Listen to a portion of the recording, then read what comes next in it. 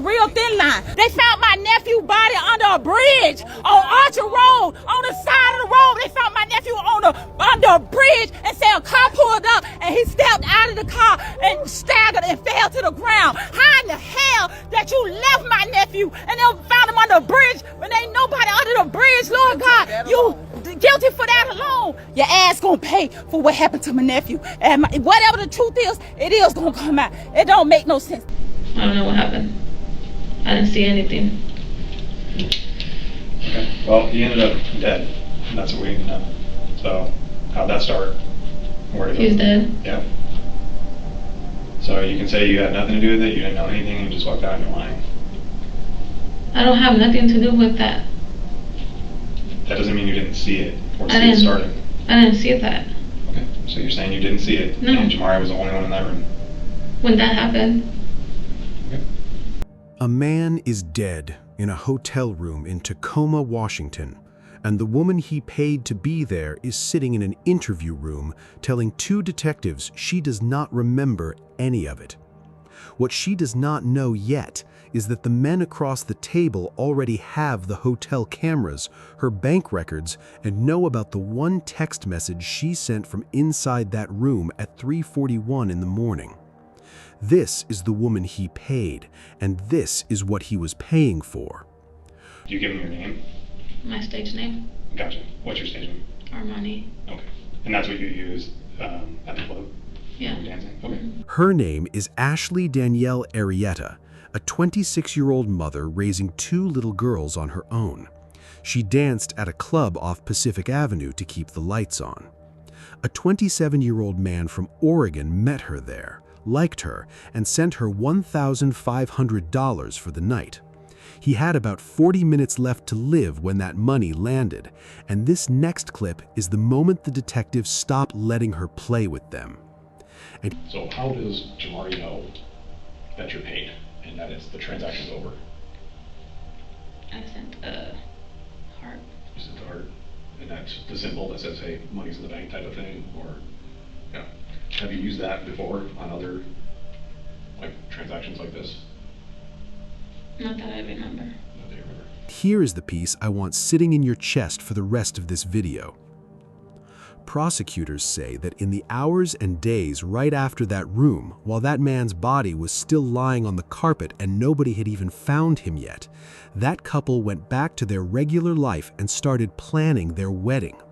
They were going back and forth about whether to honeymoon in Cancun or Hawaii, and they were talking about moving down south somewhere they could still buy a house for $15,000 to $20,000. The prosecutor put that in writing when it came time to sentence them, and she said they moved on like taking a life was just a momentary glitch they needed to get past.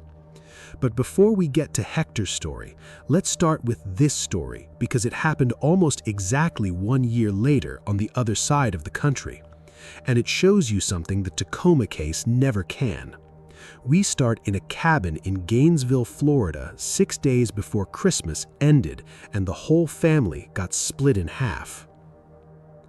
If you were on Instagram or Facebook these last few years, there's a real chance you already know this man's face before I even say his name, because he was in a lot of people's mornings. Tyrone Davis Jr. went by Stepdaddy Dro on Instagram and by Dro That Nigga on Facebook, and he was 35 years old. He was born in Florida on August 16, 1990, and he was living down in Broward County. He drove a truck cross-country for a living, which is a job that keeps a man away from home for weeks at a time and teaches him a certain kind of discipline. And in between all those miles, he sat in the front seat of his cab and built himself a real following, putting out motivational videos. That was his whole thing, and he did it the same way every single morning. Morning motivation with Joe, so this is what it is. Hey, y'all know who this for? But some people, you think y'all all cool and straight and they got your back and they gonna ride or die, but soon as they get around you, oh, it's fuck that nigga or fuck her or she thinks she all that or he think he better than you. People be having secret agendas. People be having hidden beef, hidden animosity. Watch the crowd you keep around you, man. Watch the people that you keep around you, man. And watch how highly you speak of people. Because just because you speak highly of them, man, you feel that way about them, don't mean that's reciprocated. Don't mean they feel the same way. Now listen to what that video is actually about, because the timing on it is going to bother you in about 10 minutes. That clip is called Watch the Company You Keep, and it is Dro on his own page in his own voice, telling thousands of strangers to look real close at the people they let get close to them. He was giving that advice away for free every morning, and he was doing it while he was living with the situation we're about to get into. He had 2 kids, Chloe and Eli, and the people who knew him described him as a gentleman who made folks smile. He appreciated everybody who watched him and never got tired of saying it. For about 3 years, he had been with a woman named Kiara Davis, whom everybody called Lulu. They had the same last name, but they were never married, so if you've seen people online calling her his wife, that is where the mix-up comes from. On the internet, those 2 looked good together, and I mean they looked good together. She had broken her ankle not long before all this, and he was carrying her around on his back, buying her designer things, posting and spoiling her, showing her off to everybody.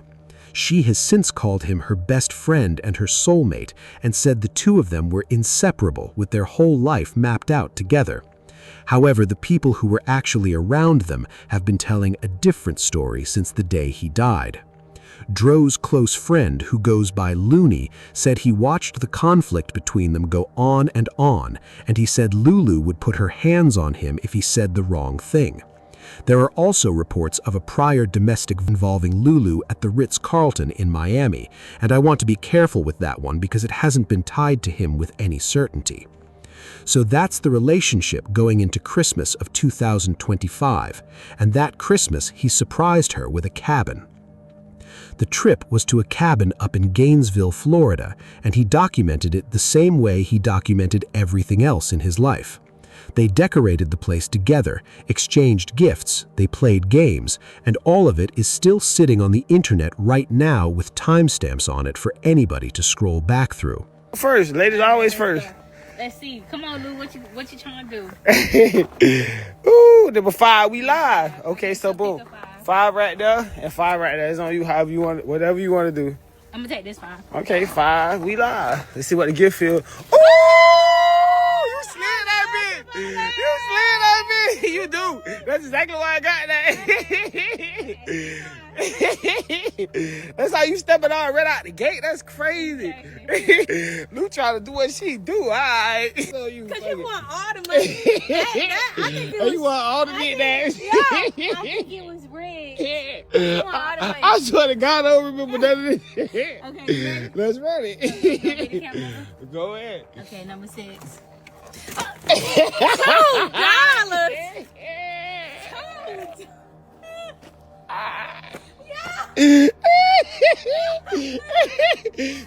You love it, baby. We both win You gifts. gotta get some good shit. Number 2, what they do? Okay, the last number 2. You right on my trail. That's crazy. Exactly. Don't put It ass. better not be another prank. Tootsie Roll. Let me see that Tootsie Roll. Ooh, that Tootsie Roll to the left. My ankle twisting it. Oh yeah, nah, get your ass Yeah, up. exactly. You did that. Hot man. cocoa, this is cute. Love you.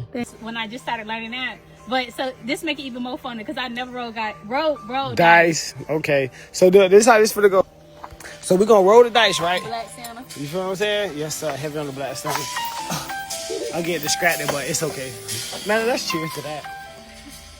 Cheers to 100 more years together. All right, so boom, this is how the game finna go. So we finna roll the dice. All right, so I just won the Chipotle card. Baby, you up next. Let's see. But you ain't even really eat Chipotle like that, so it's like, yeah. Okay, come on, what you gonna do? And one of the gifts she gave him that Christmas was a firearm. So keep that gun in your mind, because it's one of several things that walk out of this story and never come back. Then the neighbors heard something. People staying near that cabin say they overheard a heated argument, and in their telling of it, Lulu was the aggressor while Dro stayed pretty calm.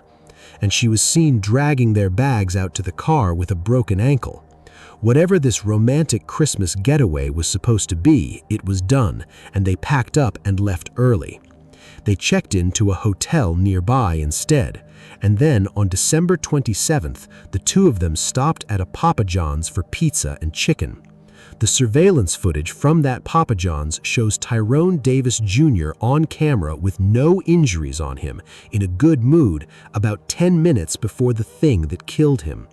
That 10-minute window is the single reason this case is still breathing today, because a man cannot be fine on a pizza shop camera and then be dying on a highway 10 minutes later without something happening in between. So what happened in between depends entirely on who you ask, and this is exactly where one story turns into 3 or 4 stories that cannot all be true at the same time. Lulu's version, and I say version because it is moved around depending on who she was telling it to, is that they were still arguing in the car on the way home, and he asked to be let out near a gas station to cool off, in an area neither of them knew. She says she drove off, waited about 5 minutes at that station, and then left when she saw emergency vehicles heading in his direction. Inside that same window, a couple driving on Archer Road spotted a man under the Interstate 75 underpass. One of them was a nurse, and she got out and found him staggering around, not making sense, hurt badly. She started working on him right there on the road while her partner called 911. And right there is the first crack in the official story, because the dispatch audio from that call described it as a pedestrian versus sedan, meaning a car hit a man, but the police later determined that no vehicle hit him at all.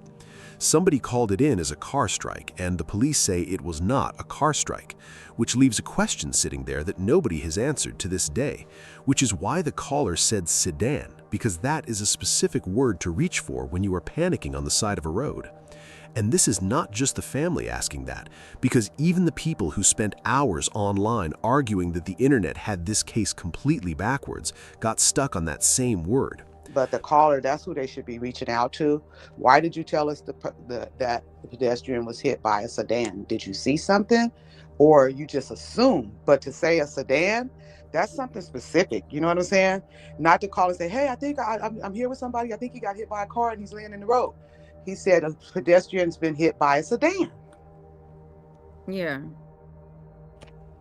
So they should be looking for that hit and run.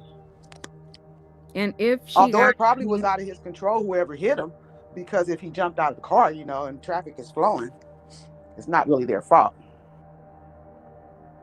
By the time that ambulance got to him, Tyrone Davis Jr. had nothing on him. He carried 3 cell phones, and all 3 were gone, along with his wallet and the firearm she gave him at that cabin, and not one of those items has ever been accounted for. So the hospital took him in the only way they could, which was as a John Doe. Let's get into the injuries, because this is where the family's whole case lives or dies. Medical staff found extensive brain trauma with skull fractures running from the back of his head all the way through to the front, which is consistent with blunt force impacts. The family says a doctor compared that damage to what you would expect from a man getting pushed out of a moving vehicle at 25 miles an hour and ruled out a simple slip or fall. Nobody called his people until the next morning, and while Lulu did come to the hospital, relatives say that when the family started showing up, she left without talking to any of them directly. So roughly 24 hours went by between him getting found on that road and his own family learning where he was. He was declared brain dead, and on December 29, 2025, Tyrone Davis Jr. died. Then the stories started multiplying about them, and this is the part that broke that family apart. The first version that ever reached his mother, Renee, was that he had fallen at a gas station and bumped his head. Then the story changed, and now he stepped out of the car on his own. And then the police version came in, and it was a third thing completely. Gainesville police concluded that he jumped out of a moving vehicle while it was in traffic, and they classified the death as tragic but not suspicious, saying substantial evidence backed that up.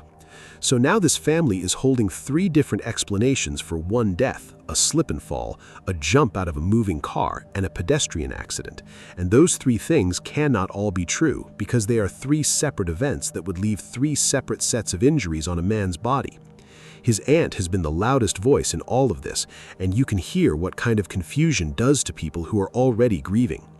Right now the story ain't adding up, and we just want the story to add up. We need 2 + 2 = 4. It's a thin line between love and hate. It's a real thin line. They found my nephew's body under a bridge on Archer Road, on the side of the road. They found my nephew under a bridge and said a car pulled up and he stepped out of the car and staggered and fell to the ground. How in the hell that you left my nephew and then found him under a bridge when ain't nobody under the bridge, Lord God? You guilty for that alone. Your ass gonna pay for what happened to my nephew. And whatever the truth is, it is gonna come out. It don't make no sense. Now, I have to slow down and be straight with you about something because it matters.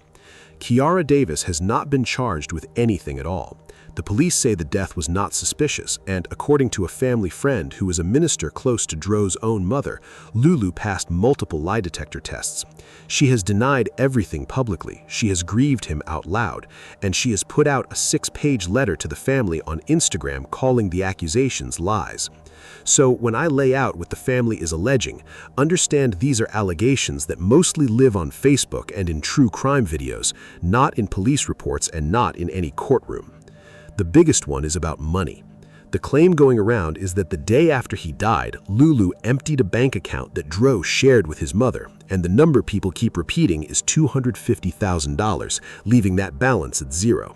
It goes further than that because they are also saying his mother, Renee, took a share of it, that she's been in his YouTube money, and that his 2 kids are getting nothing.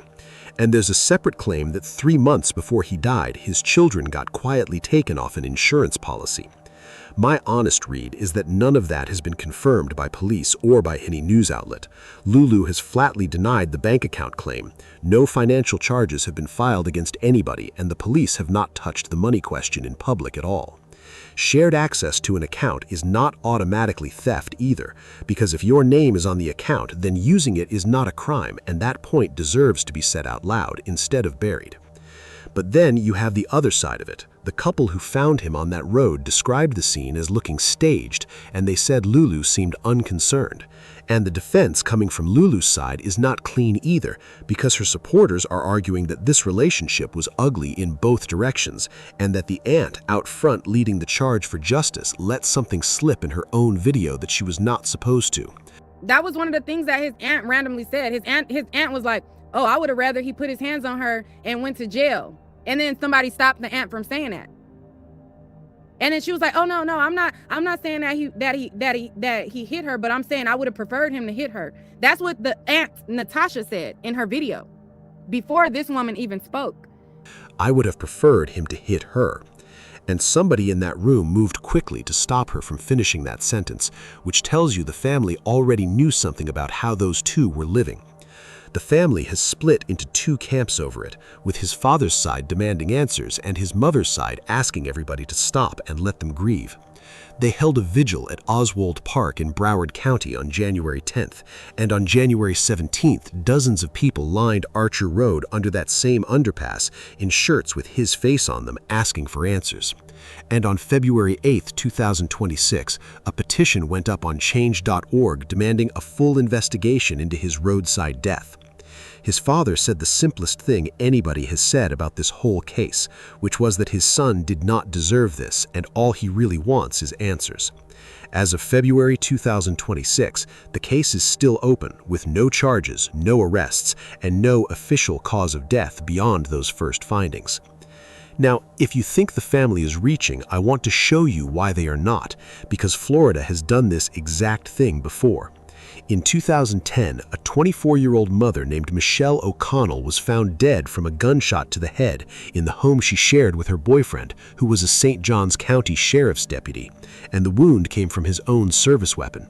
The sheriff's office ruled it a suicide within days. Her family said she had no signs of depression, that she was excited about her future with her 4-year-old daughter, and was planning to leave him that very night, while neighbors said they heard a woman crying for help and then gunshots. The state reinvestigated and an agent found probable cause for homicide, but the sheriff kept the suicide ruling and no charges were ever filed. To the controversial death of Michelle O'Connell. The young mother was in the process of breaking up with her boyfriend, St. Johns County Sheriff's Deputy Jeremy Banks, when she died from a gunshot from his service revolver back in 2010. Her death was ruled a suicide. Her family, though, believes that she was murdered. Today, a federal judge ruled in favor of the lead FDLE agent on the case, Rusty Rogers. Banks sued Rogers 4 years ago, claiming that he was biased in his investigation and tried to advance the theory that O'Connell was the victim of a homicide committed by Banks. Today, the judge dismissed the civil suit against Rogers. And I spoke with Michelle O'Connell's mother tonight by phone. And I believe that Agent Rogers was used as a scapegoat to show people if you don't look the other way, you will be punished. You'll lose your job. We'll put you through the ringer. And thank goodness God stood by Agent Rogers, and the truth came out. And in 2000, a man named Mike Williams vanished on a duck hunting trip on Lake Seminole, and everybody accepted he drowned and got eaten by alligators because nobody ever turned up. His wife had him declared dead 6 months later and collected $1.75 million in life insurance, one policy of which was written by his own best friend right before he disappeared, and then she married that best friend. 17 years went by before the friend confessed that the two of them planned it for 9 months, that he shot Mike out at that lake and that they hid the body somewhere remote, and she was convicted in 2018. So when this family stands under a bridge in matching shirts asking questions that everybody official already answered, understand they are not crazy. They're just looking at a state with a track record.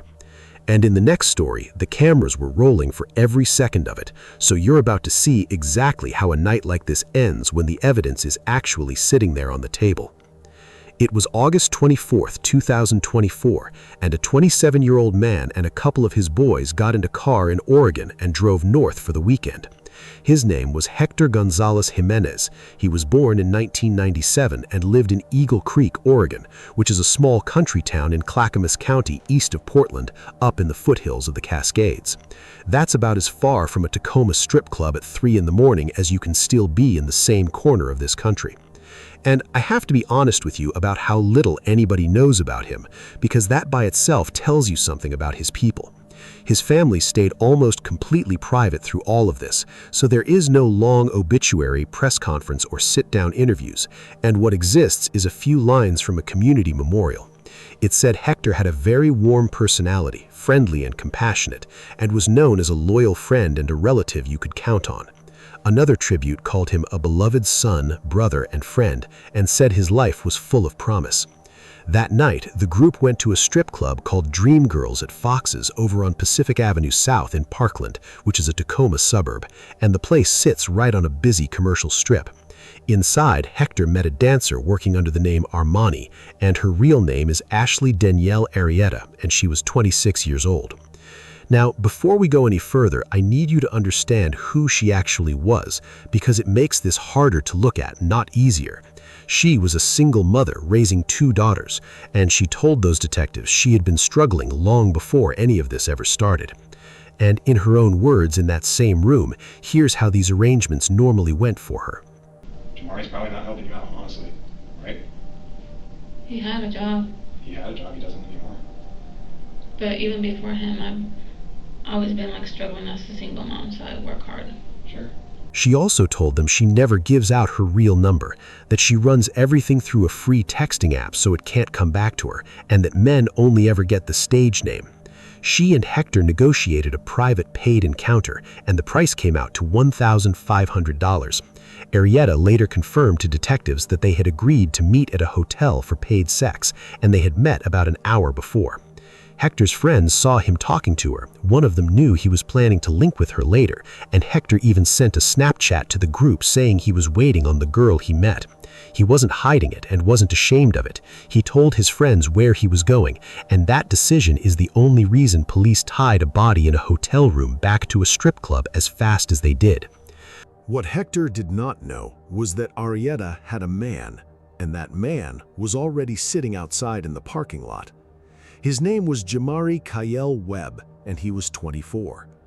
Jamari was carrying a first-degree robbery conviction from 2018 when he was about 18 years old, which meant he was barred from touching a firearm for the rest of his life. He had a gun on him anyway. And this next piece is what proves none of this was spur of the moment, because the evening before, on August 24th, Arrieta and Webb got caught on Safeway surveillance buying a $28 bottle of tequila, and they walked in there hand in hand, wearing the exact same clothes they would be wearing in the hotel lobby footage the next night. Hector checked into a room on the 5th floor of the Holiday Inn on the 2100 block of South C Street in Tacoma, and around 3:20 in the morning, the cameras caught him coming in alone, standing there on his phone. About 15 or 16 minutes later, Arrieta walked into that lobby carrying a white grocery bag and went straight up to his room, and the tequila was in that bag.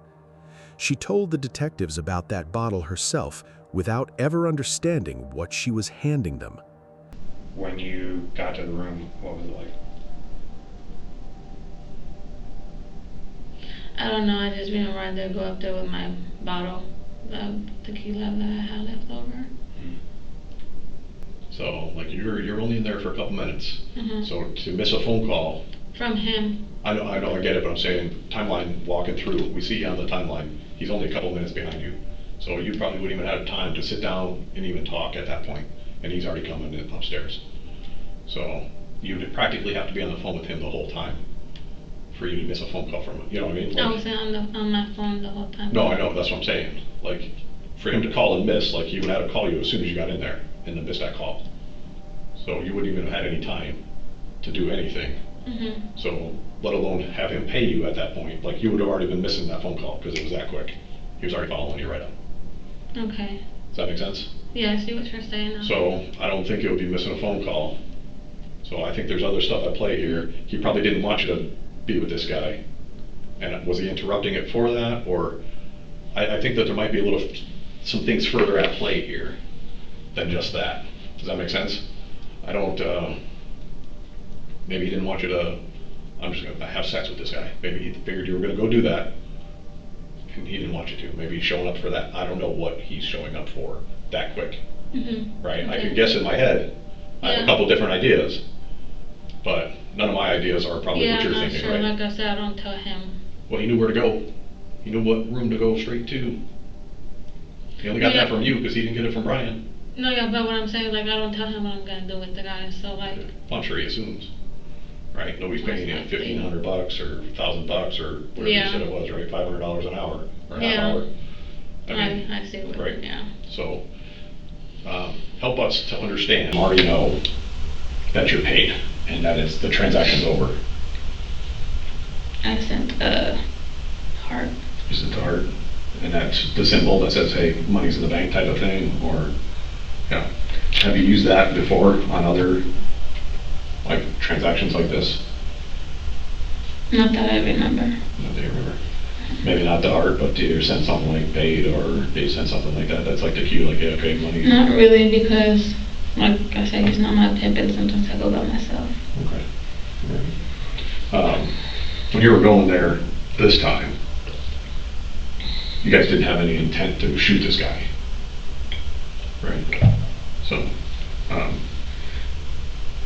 you're shaking your head no. That doesn't play well for the audio. So, okay, so no. Okay. I know it's kind of, I wouldn't say totally common practice, but it's not out of the ordinary to have people kind of engaging in something that might be like morally wrong in their eyes.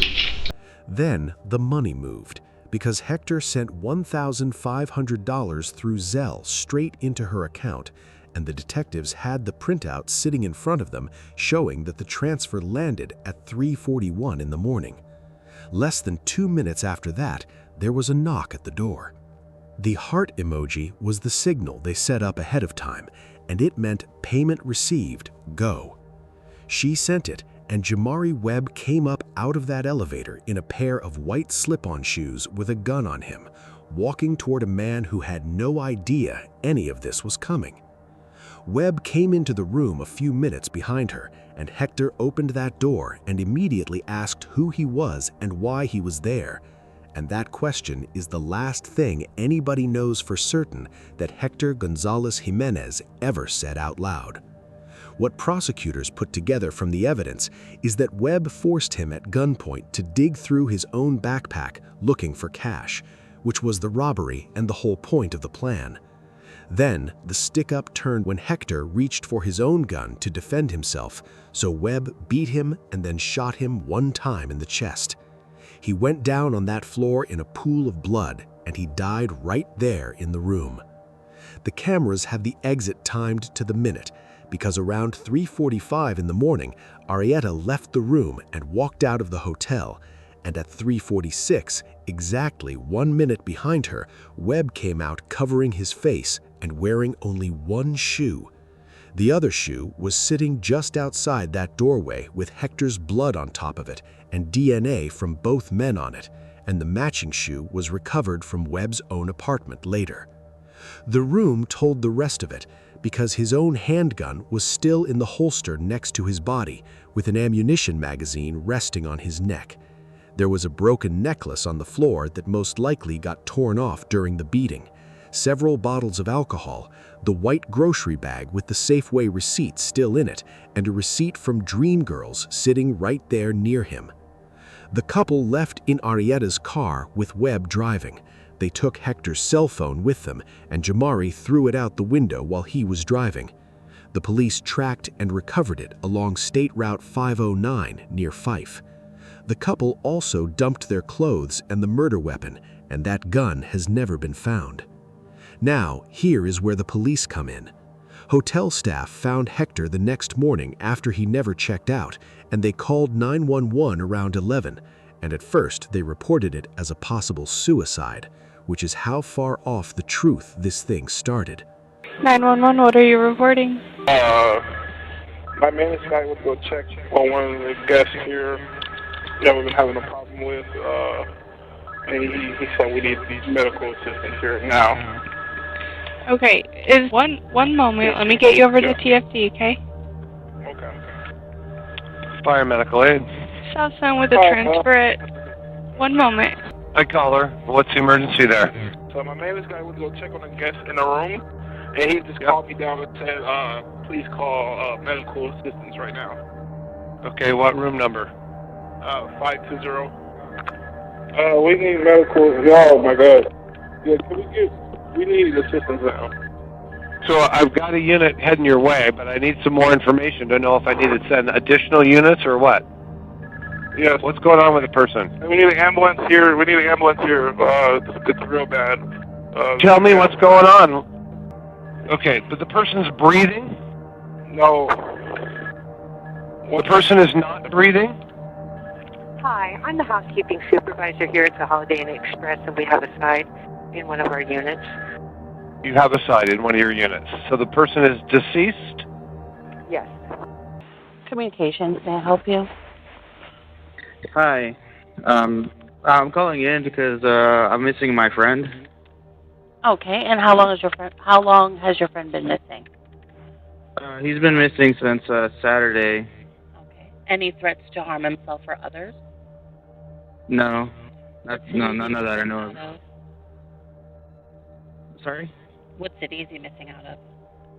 Tacoma? Tacoma. And how old? 27. Okay, stay on the line. 26 or 27. Okay, stay on the line. I'm going to put you through to my partner. We'll get someone to assist you. Tacoma police and fire rolled out there. The life-saving efforts did not work, and the Pierce County medical examiner ruled it a homicide from a gunshot wound to the chest. Meanwhile, his friends were already calling the police themselves because their boy never came back to them. That couple had about 3 weeks of freedom after the murder, and I need you to hear what they did with it, because this is what made a judge refuse to give either one of them a break. Prosecutors say that in the hours and days after the killing, while his body was still lying undiscovered in that room, those two were discussing their wedding in detail, going back and forth on Cancun or Hawaii for the honeymoon, and talking about moving down south where they could still buy a house for $15,000 to $20,000. Here is how the law caught up with them. A Federal Way detective saw the police bulletin with the Safeway surveillance pictures on it and recognized Arrieta right away. So detectives sat on her house and watched Jamari in a Chicago Bulls cap, the same cap from that Safeway video, walking her 2 daughters to school. On September 17, 2024, they followed that couple to a park in King County and took them both. They even brought that up to her in the room, almost like a favor. So this whole thing, like, we've been watching this for a long time, going through this whole thing, even today. Purposely didn't try to contact you when you guys had your kids in the car, any of that, to do you that favor, okay? But we're sitting here and you're saying you don't remember things that I know you do remember them. You said what? But we're sitting here now and you keep telling me you don't remember things that I know you do remember. Jamari Webb, on the other hand, said almost nothing at all. You may stop answering questions or ask for an attorney at any time during any questioning and the making of any statement. Do you understand these choosing rights? Okay. Having been made fully aware of these rights, do you voluntarily wish to answer questions? No. You do not? No. Okay. This is not an admission of guilt. This is just saying that we advise you of your rights, okay? Yeah. So just sign there for me, please.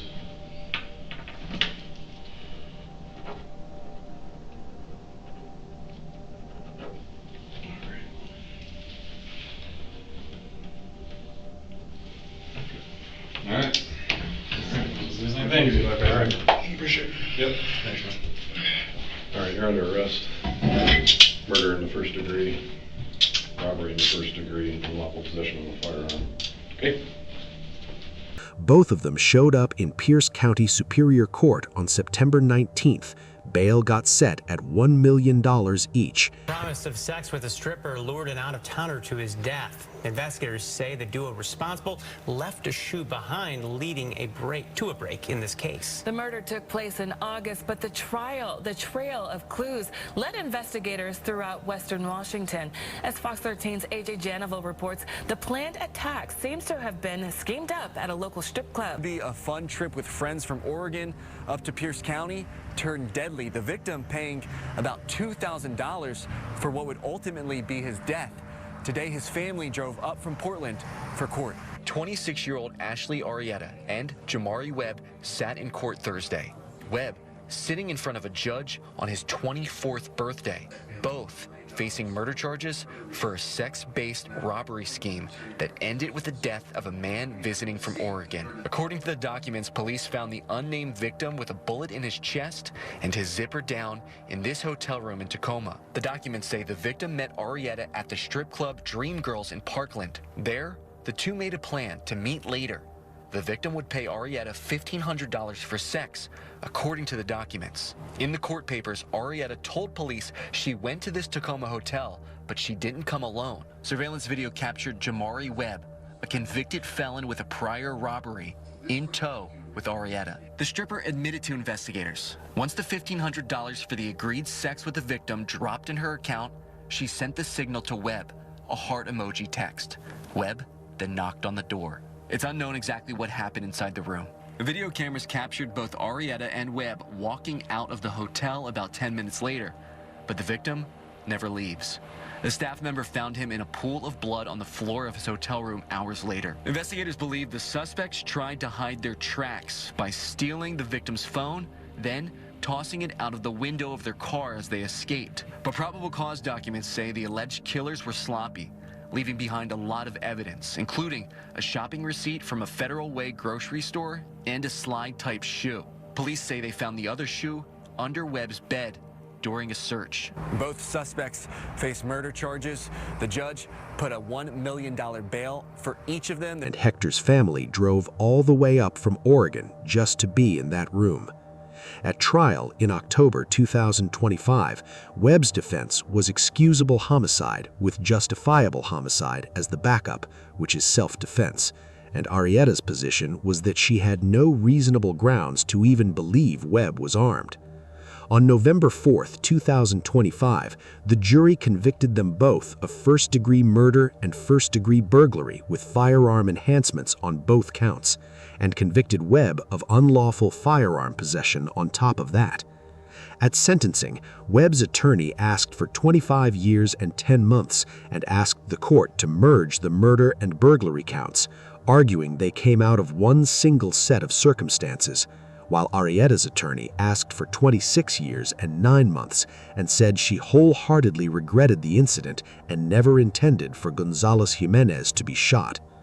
On November 21st, Judge Stanley Rumbaugh refused to merge those counts, and that refusal is what stretched both sentences out. Jamari Kyle Webb got 36 years and 8 months, and Ashley Danielle Arrieta got 31 years and 9 months. There was no wedding, no Cancun or house down south for $20,000. What there was instead was a heart emoji, a bottle of tequila, and one white shoe left behind in a hallway. And in this next story, there's no shoe and no camera in the room, just a van in a parking lot and a young mother who had already survived somebody trying to kill her once before this ever started. DeAndrea Lycalicia Ford was 21 years old, born in Houston, Texas on October 24, 2001, and raised on the southeast side of the city. She was a mother, and her son was 4, and her family described that little boy as her pride and joy, her best friend, and the center of everything she did. Because she taught him to ride a bike, she would race around and play with him. She lived with him and with her grandmother, Bridget Carriere, about 40 minutes from her job. DeAndrea was 5 foot 4 inches tall with brown eyes and black hair that had just been braided with long extensions. Hold on to those small details because they end up mattering later in a way you are not going to like. Her uncle, Kevin Carriere, is the whole reason you're even hearing her name right now. At the end of the day, we want DeAndrea back. We want answers. We want any of the two. Kevin Carriere says it's his mission to keep telling the world about his niece, DeAndrea Ford. She had been working at Diva's Bikini Bar and Grill out on the East Freeway in East Houston for about 2 weeks. But to understand what came for her at this new job, you have to go back 4 months to May, because DeAndrea had already been set up once at her previous job and lived through it. On May 10, 2023, DeAndrea and another dancer named Quintanya Taylor traveled to the Baton Rouge area of Louisiana for about a week to work for clients arranged by a 35-year-old man named Otis Parker. And the two of them earned around $1,500 out there. On May 18th, around 4:30 in the morning, Otis Parker was driving both women back to Houston with the cash they made, and they pulled into an apartment complex on Selinsky Road in southeast Houston when DeAndrea was asleep in the front passenger seat. Then the shooting started. Court documents state that on May 10th, DeAndrea Ford and 21-year-old Quintanya Taylor traveled to Baton Rouge, Louisiana to work as dancers and prostitutes for clients brought to them by 35-year-old Otis Parker. Parker was driving Taylor and Ford home from Louisiana with the cash the women made there, according to documents. Police say text messages from Taylor indicate she was planning a setup to rob Parker of at least $1,500 in cash when they arrived at an apartment complex on Selinsky Road early that morning. Parker was shot and killed. Otis Parker got shot multiple times and died right there in the car. And the bullets came so close to DeAndrea, but she made it out through the rear passenger door without a scratch on her. 4 people got charged with capital murder behind it, which were Jamal Brown as the shooter, Quintanya Taylor, the same dancer who had just been in Louisiana with her and allegedly set the whole thing up, Mariah Green, and Jarrell Wheeler, who was a former Harris County detention officer. Then investigators pulled the text messages, and this is where your stomach drops out. In the messages between Brown and Taylor, Brown wrote about DeAndrea that she gotta go too, and Taylor wrote back, "I'm already knowing," and other messages said Ford was not safe in Houston at all. She was never supposed to walk away from that night because the plan had her in it from the jump, and the only reason she lived is that whoever was shooting missed. On June 30th, 2023, a no-contact order came down protecting her from those defendants, and on July 12th, Jamal Brown was killed in a shootout with Harris County deputies who came to serve his warrant, while the other 3 stayed locked up with no bond. A capital murderer is dead after being shot by law enforcement. This happening as they tried serving a warrant to arrest him. This was the scene today after the Gulf Coast Task Force served a warrant for arrest that turned deadly. 21-year-old Jamal Brown was wanted for capital murder, accused in the shooting death of Otis Parker back in May.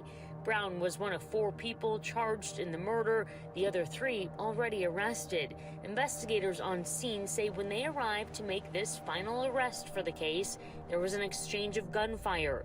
2 Harris County Sheriff's deputies fired shots and Brown was killed. Did you know that he was wanted for capital murder? Yeah, we did. We knew he was wanted for capital murder, but we were under the assumption that everybody's going to turn themselves in so they can speak their truth. His aunt tells me Brown has a 1-year-old daughter and worked as a landscaper. And here is the detail that tells you exactly who this young woman was, because her own family did not know a thing about any of it, and they had no idea she was a witness in a capital murder case until after she disappeared. She carried all of that by herself, went home to her grandmother and her 4-year-old son, and said nothing. Then, September 21st, 2023 came around. A relative dropped her off at work that night, and she was wearing a black tank top and tan pants. Sometime between 1 and 2 in the morning, surveillance video caught her inside that club with a man named Yolande J. Washington, who was 51 years old and out of New Jersey, and he used a credit card at that bar, bought her drinks, and was talking to other women in there too. The 2 of them walked out together and got into his white Ford Transit van in the parking lot. And here is the part nobody has ever been able to explain away, because that van sat in that lot for about an hour before it ever moved, and when it finally did move, it drove off in a direction the cameras did not cover.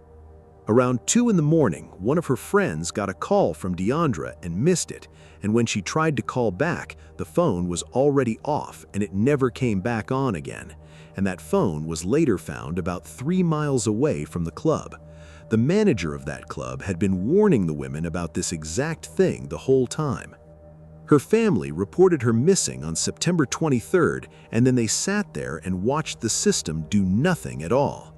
Her grandmother, Bridget Carriere, did not wait on anybody. Yeah, I spoke with the manager of the club a little more than an hour ago. He tells me that they warned the women not to go home with any of the men they meet at the bar. Because she went and reviewed that club's surveillance footage herself, got an address connected to the man in the van, and drove out there with family to knock on doors that same night. Then the family members say 21-year-old Deandra Ford had only worked as a dancer here at Diva's Bikini Sports Bar and Grill for a few weeks. It's the last place anyone saw her. If anyone has her, that they release her and let her come home. We just want her home. The coverage started up, except it was not about a missing mother with a 4-year-old at home waiting on her. It was about her past. So her uncle had to spend his energy fighting the framing instead of looking for his niece. So yes, Deandra Ford has been missing since September 21st, and her family is very upset and aggravated and angry about how her story is being told in the media. There are reports of Deandra talking about her past, about something that happened, and her family believes that doesn't have anything to do with her disappearance. So I spoke with her uncle, and he was very upfront. He wants to be transparent about her disappearance, and he said her being a witness in a capital murder case does not have anything to do with the fact that she is missing. September 21st is the last time anyone saw Deandra. There is surveillance video of her leaving the Divas Bikini Bar and Grill, where she had worked for 2 weeks, and getting into a white van with a man. At the end of the day, the one thing that I know to be the truth is that when my little niece is ready to leave from anywhere, if someone's not there to pick her up or get her, sometimes for a lack of better judgment, she'll accept a ride from people. I mean, she's never had a problem with that in the past, and I've spoken with her about that in the past, but I just don't want people to get it construed or twist anything. You know, that all spiraled from text messages that she sent out saying that she was ready to be picked up to go home, you know, and for whatever reason, she elected to find another way home. Carrier says police in another state detained the suspect and he was released. He also shared that police found the van and 2 phones inside. And now detectives want DNA from Ford's 4-year-old son. Put yourself in my shoes. I mean, what would you want me to do if I had that information? It was a drastic narrative spin. People started putting the fact that she was witnessed a capital murder. A friend of hers was killed in front of her, you know, and they attached this story to her being missing. And one way or another, a lot of media outputs, a lot of stations, reporters, they followed suit, and a domino effect ensued. Everyone out there has a loved one that could fall into this category. You would hope that the attention would be on finding that person and returning them home safely. So what's stopping DeAndrea Ford's case from getting our attention? Day one, I do believe nowadays it's sad to say, but your complexion brings about the attention that you get, whether it's good or bad circumstances nowadays. I hate to say it, black and brown men and women, you know, we don't get our fair share of what we need. We don't get the same resources that the others get. I want my niece home. Her son wants his mom home. My niece wants her sister home. My mom wants her granddaughter home. I mean, it's just that simple. And you believe she's still alive? I believe she's still alive. I'm gonna carry that hope until I'm told otherwise. And the numbers back him all the way up, because according to Black and Missing Incorporated, over 500,000 people were reported missing in 2022. 57% of them were white, which includes Hispanics. 39% were people of color. And in newsrooms all over this country, there is often no policy at all deciding who gets covered and who does not. Person and returning them home safely. According to Black and Missing Incorporated, a nonprofit organization that raises awareness around missing persons of color, over 500,000 people were reported missing in 2022. 57% are white, which includes Hispanics. 39% are people of color. So what we're finding is that many times in newsrooms across the country, there's no policy in place to determine who gets the media coverage.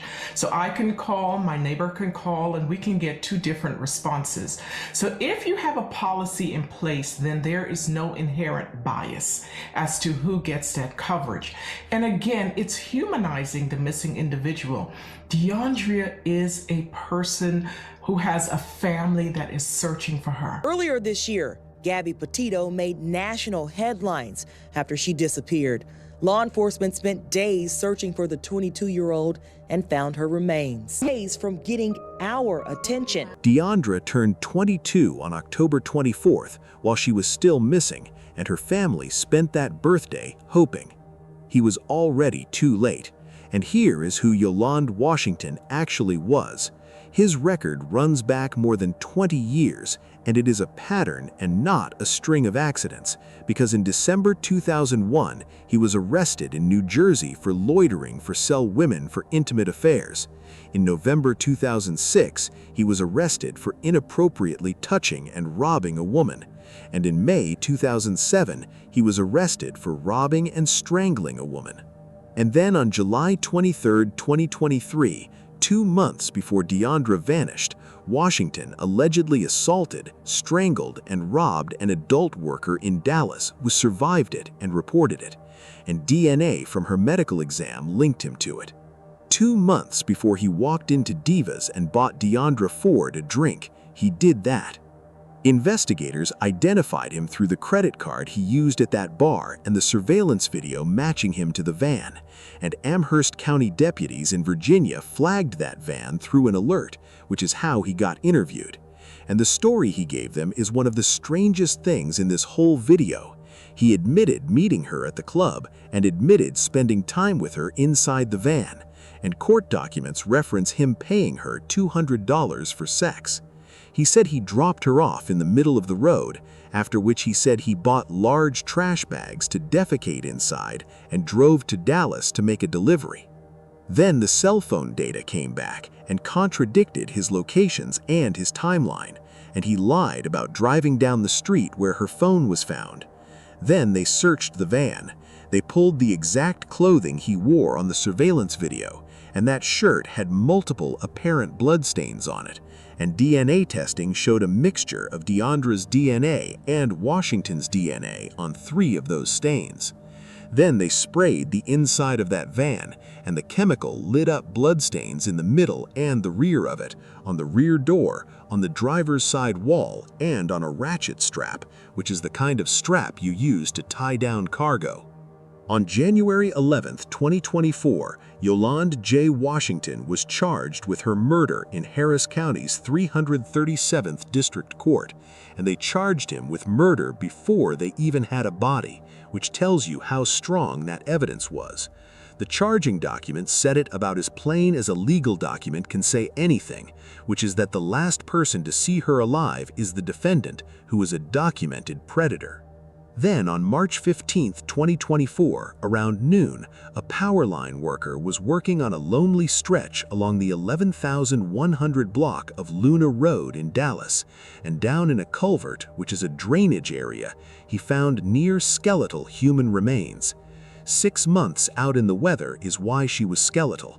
It took until September of 2024 for the University of North Texas Center for Human Identification to confirm it was her, and her family got notified around September 18th, which was almost 1 year to the day she walked out of that club.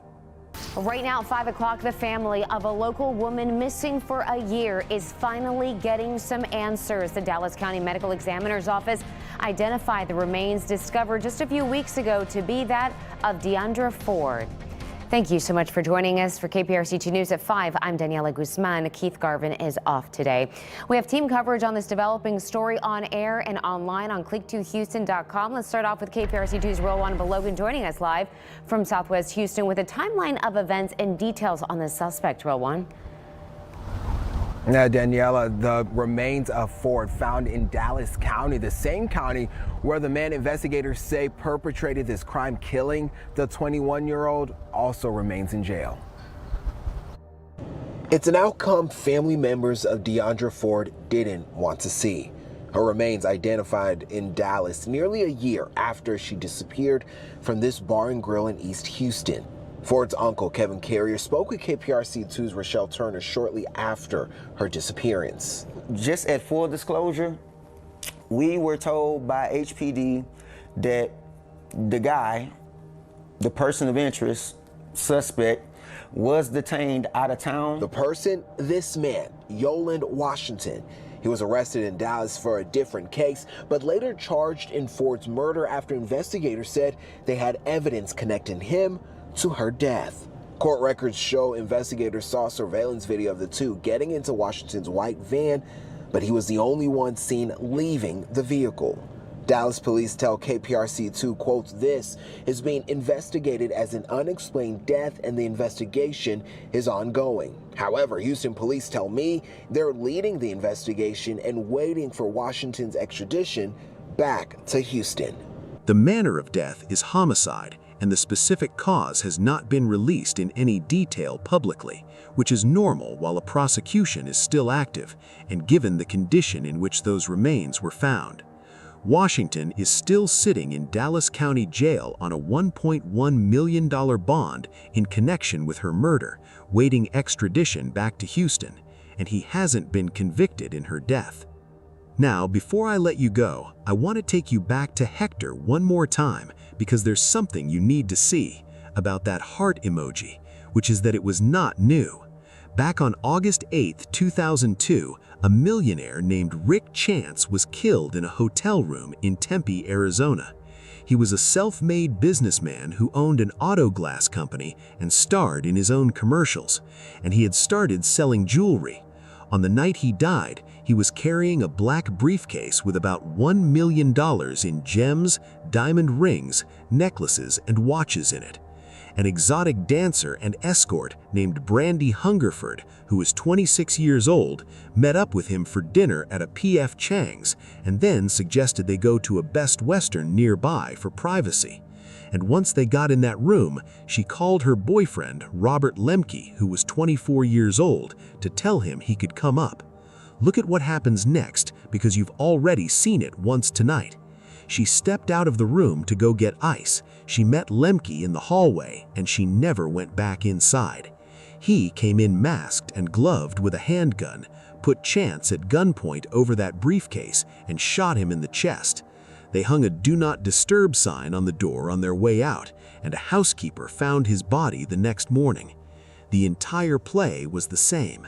And here is the part that will mess with your head, because after they killed him, those two drove all the way up to Tacoma, Washington, which is the exact same city where Hector Gonzalez Jimenez would die 22 years later. And Lemke started trying to sell the watches and jewelry up there.